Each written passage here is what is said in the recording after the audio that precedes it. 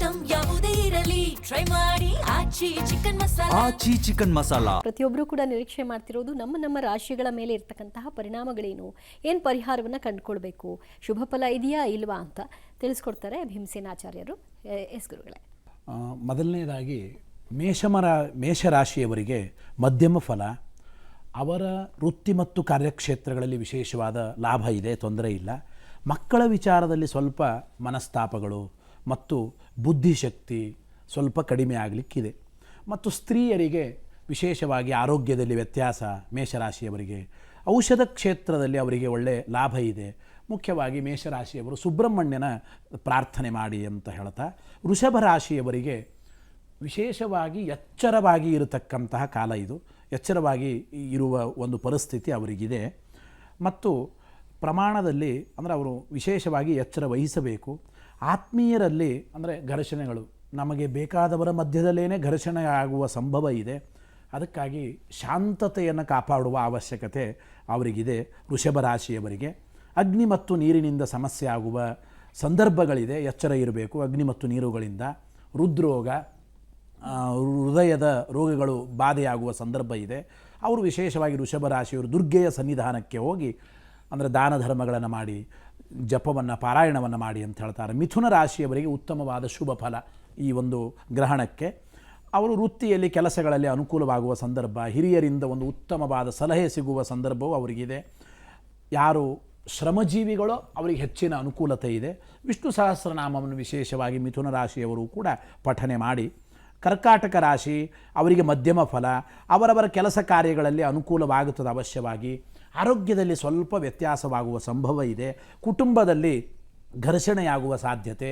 ಮತ್ತು ಮನೆ ದೇವರವನ್ನು ಸ್ಮರಣೆ ಮಾಡಿ, ನಿಮ್ಮ ಕುಲದೇವರನ್ನು ವಿಶೇಷವಾಗಿ ಸ್ಮರಣೆ ಮಾಡಿ ಎಲ್ಲ ರೀತಿಯ ಪರಿಹಾರವನ್ನು ಕಂಡುಕೊಳ್ಳಬಹುದು. ಸಿಂಹರಾಶಿಯವರಿಗೆ ಈ ಬಾರಿ ಮಾತ್ರ ಅಂದರೆ ಆರೋಗ್ಯದಲ್ಲಿ ವ್ಯತ್ಯಾಸವಾಗುವ ಕಾರಣ ಇದೆ. ಆರೋಗ್ಯದಲ್ಲಿ ವ್ಯತ್ಯಾಸವಾಗುತ್ತದೆ. ವೃತ್ತಿಯಲ್ಲಿ ಹೆಚ್ಚಿನ ತೊಂದರೆ, ದಾಂಪತ್ಯ ವಿಚಾರದಲ್ಲಿ ಸಮಸ್ಯೆ ಬರುವ ಸಂದರ್ಭಗಳಿದೆ. ಮತ್ತು ವ್ಯಾಪಾರಿಗಳಿಗೆ ತೊಂದರೆಯಾಗತಕ್ಕಂಥ ಸಂದರ್ಭಗಳು. ಆದ್ದರಿಂದ ಅಕ್ಕಿ, ಉದ್ದಿನಬೇಳೆ, ಚಂದ್ರನ ಪ್ರತಿಮೆಯನ್ನು ಅಂದರೆ ದಾನ ಮಾಡಿ, ಹುರುಳಿಕಾಳನ್ನು ಕೂಡ ದಾನ ಮಾಡಿ ಅಂತ ಹೇಳ್ತಾ. ಕನ್ಯಾ ರಾಶಿಯವರಿಗೆ ಹೆಚ್ಚಿನ ಒಂದು ವ್ಯಯ, ಹೆಚ್ಚು ಖರ್ಚಾಗತಕ್ಕಂಥ ಸಂದರ್ಭ ಇದೆ. ಆರೋಗ್ಯದಲ್ಲಿ ವ್ಯತ್ಯಾಸವಾಗುವ ಒಂದು ಸಂದರ್ಭ. ಮತ್ತು ಸಾಲ, ಶತ್ರುಗಳ ವಿಚಾರದಲ್ಲಿ ಗಲಾಟೆ ಆಗೋದು, ಸ್ತ್ರೀಯರ ವಿಚಾರದಲ್ಲಿ ಈ ಎಚ್ಚರವನ್ನು ವಹಿಸಿ, ಹಿಂದೆ ಹೇಳಿದಂತೆ ಅಕ್ಕಿ ಮತ್ತು ಹುರುಳಿಕಾಳನ್ನು ಅಂದರೆ ದಾನ ಮಾಡಿ ಅಂತ ಹೇಳ್ತಾ ಇದ್ದಾರೆ. ಆದ್ದರಿಂದ ಆಮೇಲೆ ಕನ್ಯಾ ರಾಶಿಯವರಿಗೆ ಹೆಚ್ಚಿನ ವ್ಯಯ, ಅವರಿಗೂ ಕೂಡ ಖರ್ಚಾಗುತ್ತದೆ. ಆರೋಗ್ಯದಲ್ಲಿ ವ್ಯತ್ಯಾಸವಾಗುವ ಸಂದರ್ಭ ಇದೆ. ಸಾಲ, ಶತ್ರುಗಳ ವಿಚಾರದಲ್ಲಿಯೂ ಕೂಡ ಗಲಾಟೆ, ಸ್ತ್ರೀಯರ ವಿಚಾರದಲ್ಲಿಯೂ ಕೂಡ ನಿಧಾನವಾಗಿ ಯೋಚನೆ ಮಾಡಿ ಹೆಜ್ಜೆಯನ್ನು ಇಡಬೇಕು. ಹುರುಳಿಕಾಳನ್ನು ದಾನ ಮಾಡಿ. ತುಲಾ ರಾಶಿಯವರಿಗೆ ಶುಭ ಫಲ. ಇವರಿಗೂ ಕೂಡ ಅವರು ಆದಾಯ ಹೆಚ್ಚವಾಗತಕ್ಕಂಥ ಸಂದರ್ಭ ಅವರಿಗಿದೆ. ಸ್ತ್ರೀಯರಿಗೆ ಲಾಭ ಆಗುತ್ತದೆ. ಅಧಿಕಾರದಲ್ಲಿ ಒಳ್ಳೆಯ ಬಲ ಬರುತ್ತದೆ. ವೃತ್ತಿಯಲ್ಲಿಯೂ ಕೂಡ ಅನುಕೂಲವಾಗುವ ಸಂದರ್ಭ ಇದೆ. ವಿಶೇಷವಾಗಿ ಇಷ್ಟ ದೇವತೆಯ ಆರಾಧನೆಯನ್ನು ನೀವು ಮಾಡಿ. ವೃಶ್ಚಿಕ ರಾಶಿಯವರಿಗೆ ಒಳ್ಳೆಯ ಶುಭ ಫಲ ಇದೆ, ವಿಚಾರವೇ ಇಲ್ಲ. ಆಮೇಲೆ ವೃತ್ತಿಯಲ್ಲಿ ಅನುಕೂಲವಾಗುತ್ತದೆ, ಆದರೂ ಕೂಡ ಎಚ್ಚರದಿಂದ ಇರಬೇಕು. ಇವರು ಕೂಡ ವ್ಯಾಪಾರದಲ್ಲಿ ಅನುಕೂಲ, ಹೊಸ ಒಂದು ಅವಕಾಶಗಳು ನಿಮ್ಮನ್ನು ಹುಡುಕಿಕೊಂಡು ಬರತಕ್ಕಂತಹ ಒಂದು ಕಾಲ ಇದೆ ಅಂತ ನಾವು ಚಿಂತನೆ ಮಾಡಬಹುದು. ಆಮೇಲೆ ಧನುರಾಶಿಯವರಿಗೆ ಮಧ್ಯಮ ಫಲ ಇದೆ. ದೇವರು, ಧರ್ಮ, ಕ್ಷೇತ್ರಗಳಿಗೆ ಹೋಗಿ ಆರಾಧನೆ ಮಾಡಿ ಎಚ್ಚರದಿಂದ ಭಗವಂತನ ಒಂದು ಧ್ಯಾನದಲ್ಲಿ ಆಸಕ್ತರಾಗಬೇಕು ಅಂತ ಹೇಳ್ತಾರೆ. ನಿಮ್ಮ ಕೆಲಸಗಳಲ್ಲಿ ಅನುಕೂಲತೆ ಆಗುವ ಸಂದರ್ಭ. ಆತ್ಮೀಯರಿಂದ ಒಳ್ಳೆಯ ಸಹಕಾರ ನಿಮಗೆ ಸಿಗುತ್ತದೆ. ಮತ್ತು ಗ್ರಹ ಲಾಭವಾಗುವ ಒಂದು ಸಂದರ್ಭವೂ ಕೂಡ ಧನುರಾಶಿಯವರಿಗೆ ಉಂಟು. ದುರ್ಗಾದೇವಿಯ ಪ್ರಾರ್ಥನೆ ಮಾಡಿ. ಮಕರ ರಾಶಿಯವರಿಗೆ ಅಶುಭ ಫಲ ಅಂತ ಇದೆ. ಆದ್ದರಿಂದ ಅವರ ಆರೋಗ್ಯದಲ್ಲಿಯೂ ಕೂಡ ವ್ಯತ್ಯಾಸವಾಗುವ ಸಂದರ್ಭ, ಎಚ್ಚರದಿಂದ ಇರಿ. ಮುಖ್ಯ ವಸ್ತುವಿನ ಹಾನಿಯಾಗುವ ಒಂದು ಪ್ರಸಂಗ ಇದೆ. ಅಪಮಾನ, ಅನಾರೋಗ್ಯ, ನಷ್ಟವಾಗುವ ಸಂದರ್ಭ. ಆದ್ದರಿಂದ ಅವರವರ ಹೃದಯ ಗುಹೆಯಲ್ಲಿ ಭಗವಂತನ ಆರಾಧನೆ ಬಹಳ ಮುಖ್ಯ.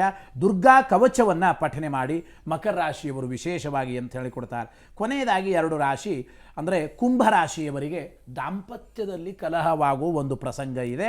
ಗಂಡ ಹೆಂಡತಿ ಪ್ರೀತಿಯಿಂದ ಇರಿ. ಶಿವಪಾರ್ವತಿಯರ ಧ್ಯಾನವನ್ನು ಮಾಡಬೇಕು ಅಂತ ಹೇಳ್ತಾರೆ. ವ್ಯಾಪಾರಗಳಲ್ಲಿ ಕಲಹವಾಗುವ ಸಂದರ್ಭ, ಬುದ್ಧಿ ಬಲ ಮತ್ತು ಗುರುಬಲ ಮತ್ತು ಮಕ್ಕಳಿಂದ ಸಹಾಯ ವಿಶೇಷವಾಗಿ ನಿಮಗೆ ಅನುಕೂಲವಾಗುತ್ತದೆ. ಅಕ್ಕಿಯನ್ನು ದಾನ ಮಾಡಬೇಕು ಅಂತ ಹೇಳ್ತಾರೆ. ಮೀನರಾಶಿಯವರು ಕೂಡ ಶತ್ರುಗಳಿಂದ ಅಂದರೆ ನೀವು ಇವತ್ತು ಪಾರಾಗ್ತಾ ಇದ್ದೀರಿ. ಸ್ತ್ರೀಯರ ವಿಚಾರದಲ್ಲಿಯೂ ಎಚ್ಚರವನ್ನು ವಹಿಸಬೇಕು. ವೃತ್ತಿಗಳಲ್ಲಿ ವಿಶೇಷವಾದ ಅನುಕೂಲತೆ ಆಗೋದಿದೆ. ಸ್ನೇಹಿತರಿಂದ ನಿಮಗೆ ಅಂದರೆ ಫ್ರೆಂಡ್ಸ್ಗಳಿಂದ ನಿಮಗೆ ವಿಶೇಷವಾದ ಸಹಾಯವಾಗುವ ಸಂದರ್ಭ ಇದೆ. ದುರ್ಗಾದೇವಿ ವಿಶೇಷವಾದ ಒಂದು ಪ್ರಾರ್ಥನೆಯನ್ನು ಕೂಡ ನೀವು ಅವಶ್ಯವಾಗಿ ಮಾಡಬಹುದು ಅಂತ ಹೀಗೆ ನಾವು ಚಿಂತನೆ ಮಾಡಬಹುದು. ದ್ವಾದಶ ರಾಶಿಗಳ ಫಲ ಅಂತಂದರೆ ರೈಟ್. ಕಡೆಯದಾಗಿ ಚುಟುಕಾಗಿ ಹೇಳೋದಾದರೆ ಈ ಚಂದ್ರಗ್ರಹಣದ ಸಂದರ್ಭದಲ್ಲಿ ಏನು ಹೇಳ್ತೀರಿ? ಚಂದ್ರಗ್ರಹಣ ಸಮಯದಲ್ಲಿ ಎಲ್ಲರಿಗೂ ಕೂಡ ನಮ್ಮ ವಿಶೇಷವಾಗಿ ಭಾರತೀಯರಿಗೆ ಎಲ್ಲ ಒಂದು ಪರಂಪರೆ, ಶ್ರೇಷ್ಠ ಪರಂಪರೆ ನಮ್ಮದು, ಇತಿಹಾಸ ಇದೆ. ಯಾರೂ ಕೂಡ ಚಂದ್ರಗ್ರಹಣದಿಂದ ಹೆದರಬೇಕಾಗಿಲ್ಲ. ಮುಖ್ಯವಾಗಿ ಗುರುಗಳು, ರಾಯರ ಸ್ತೋತ್ರದಲ್ಲಿ ಬರುತ್ತೆ, ಸೂರ್ಯಚಂದ್ರ ಪರಾಗೇಚ ಪುಷ್ಯಾರ್ಕಾದಿ ಸಮಾಗಮೆ. ಗುರುಗಳು ಅಂತ ನಾವು ಇಟ್ಕೊಂಡು ಆ ಗುರುವಿನ ಒಳ್ಳೆ ರಾಘವೇಂದ್ರ ಸ್ವಾಮಿಗಳ ತಮ್ಮ ತಮ್ಮ ಒಂದು ಮತಗಳ ಗುರುಗಳ ಒಳ್ಳೆ ಭಕ್ತಿಯಿಂದ ಸ್ಮರಣೆ ಮಾಡ್ತಾ ಭಗವಂತನನ್ನು ಚೆನ್ನಾಗಿ ಪ್ರಾರ್ಥನೆ ಮಾಡ್ತಿದ್ದರೆ ಏನಾದರೂ ಅವರವರ ರಾಶಿಗಳಿಗೆ ಏನು ಕೆಟ್ಟ ಫಲ ಇದ್ದರೂ ಕೂಡ ಅದರ ತೀವ್ರತೆ ಕಡಿಮೆ ಆಯಿತು. ಸ್ವಲ್ಪ ಟಚ್ ಮಾಡಿ ಹೋಗುತ್ತೆ ವಿನಃ ತೀವ್ರತೆ ಕಡಿಮೆ ಆಗುತ್ತೆ. ಮುಖ್ಯವಾಗಿ ಮನಸ್ಸು ಅದನ್ನು ಎದುರಿಸಲಿಕ್ಕೆ, ಮನಸ್ಸು ಒಳ್ಳೆ ಆ ಕಾನ್ಫಿಡೆನ್ಸಲ್ಲಿ ಆ ಕಷ್ಟವನ್ನು ಎದುರಿಸಿ ಮುನ್ನುಗ್ಗುವಂತ ಬರುತ್ತೆ. ಹರಿಸ್ಮರಣೆ ಮಾಡ್ತಾಯಿರಿ, ಎಲ್ಲರಿಗೂ ಒಳ್ಳೆಯದು ಮಾಡ್ತಾಯಿರಿ, ಒಳ್ಳೆ ಮನಸ್ಸು ಇಟ್ಕೊಳ್ಳಿ, ಅದರಿಂದ ಎಲ್ಲರಿಗೂ ಶುಭ ಆಗುತ್ತೆ. ಗ್ರಹಣದ್ದು ಒಂದು ರೀತಿ ಸಾಧನೆ ಅಂತ ಹೇಳಬೇಕು, ಯಾರು ಭಯಪಡೋ ಅವಶ್ಯಕತೆ ಇಲ್ಲ ಅಂತ ಹೇಳಿ ಈ ಸಂದರ್ಭದಲ್ಲಿ ತಿಳಿಸ್ತಾ ಇದ್ದೆ. ಓಕೆ, ಶ್ರೀಧರಾಚಾರ್ಯ ಭೀಮಸೇನಾಚಾರ್ಯರೇ ಧನ್ಯವಾದಗಳು ಕಾರ್ಯಕ್ರಮಕ್ಕೆ ಬಂದದಕ್ಕಾಗಿ. ನಮಸ್ಕಾರ.